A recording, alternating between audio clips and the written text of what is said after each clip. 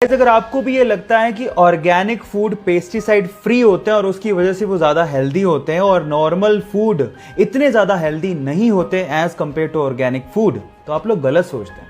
मैं आपको आपकी जानकारी के लिए बता दूं कि नॉर्मल फूड और ऑर्गेनिक फूड दोनों में इक्वल अमाउंट ऑफ न्यूट्रिशंस होते हैं। जी हाँ, और दोनों में पेस्टिसाइड भी यूज होते हैं। तो दोनों में फर्क क्या है? दोनों में फर्क सिर्फ इतना है कि ऑर्गेनिक फूड में जो पेस्टिसाइड यूज किया जाता है वो नेचुरल होता है, ह्यूमन मेड नहीं होता। इनफैक्ट अगर आप नॉर्मल सब्जियों को भी उतनी शिद्दत से धो के पका के खाओगे तो वो उतने ही हेल्दी होते हैं जितने की ऑर्गेनिक फूड होते हैं। सो ये इंटरेस्टिंग फैक्ट जान के आपको कैसा लगा चैट सेक्शन में लिखना मत भूलिएगा।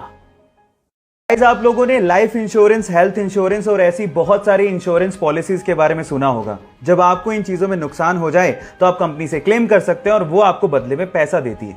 लेकिन क्या हो अगर कोई एलियन आपको नुकसान पहुंचा दे? क्या इसके लिए कोई इंश्योरेंस पॉलिसी के बारे में आपने कभी सुना है? शायद कभी नहीं सुना होगा। लेकिन यूएस के फ्लोरिडा में एक एजेंसी ऐसी है जो एलियन एब्डक्शन पॉलिसी प्रोवाइड करती है और वो भी मात्र $20 में।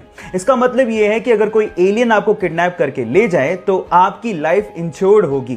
पहली शर्त यह है कि अगर आप इसको क्लेम करना चाहते हैं तो आपका किडनैपिंग के बाद अर्थ पे होना जरूरी है। और दूसरी शर्त सुन के आप शायद हैरान रह जाएंगे। इसको क्लेम करने के लिए आपको जिस एलियन ने किडनैप किया है उसका सिग्नेचर आपके पास होना बहुत ज्यादा जरूरी है। अगर इंडिया में कोई ये पॉलिसी बेच रहा होता तो लोग जरूर पूछते कि मेरे माथे पे कुछ लिखा है क्या। खैर, आपको ये फैक्ट जान के कैसा लगा चैट सेक्शन में लिखना मत भूलिएगा। नेशनल ज्योग्राफी ने एक बार एक पिक्चर शेयर करी और उस पिक्चर में एक जेलीफिश के अंदर एक फिश, रियल फिश दिखाई दे रही है। और ये पिक्चर एक्चुअली एक ऑस्ट्रेलियन फोटोग्राफर ने खींची थी।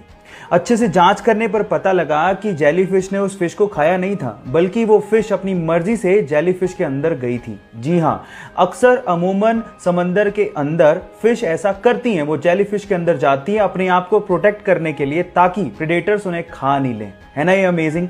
और उसके अलावा वो उसकी स्पीड को भी अंदर रह के कंट्रोल करती हैं और एक व्हीकल की तरह उसे समंदर में यूज भी करती हैं।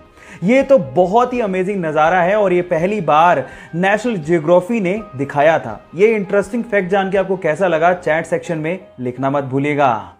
अमेरिका में एक बंदा है जिसका नाम है जॉन हैरिसन। अब इस बंदे की जॉब के बारे में सुन के आप लोग हैरान रह जाओगे।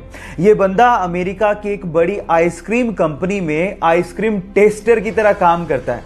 मतलब आइसक्रीम को टेस्ट करने की नौकरी। कितनी यमी जॉब है ना ये।